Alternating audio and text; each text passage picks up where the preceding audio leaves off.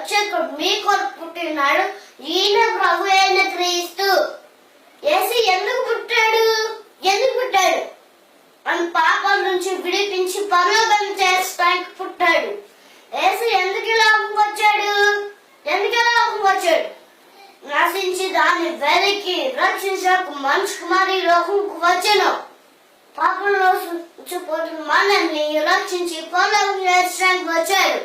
Christmas అంటే క్రీస్తు, mass అంటే ఆరాధన, క్రీస్తు ఆరాధన. క్రిస్మస్ అంటే కొత్త బట్టలు పిండి మాత్రమే కాదు. క్రిస్మస్ అంటే కేక్ కటింగ్, క్యాండిల్ లైట్స్ మాత్రమే కాదు. క్రిస్మస్ అంటే డాన్స్లు, లైటింగ్లు మాత్రమే కాదు. క్రిస్మస్ అంటే తినడం తాగడం మాత్రమే కాదు. వాటన్నిటికంటే ముందు క్రీస్తు హృదయంలో కలిగి ఉండడమే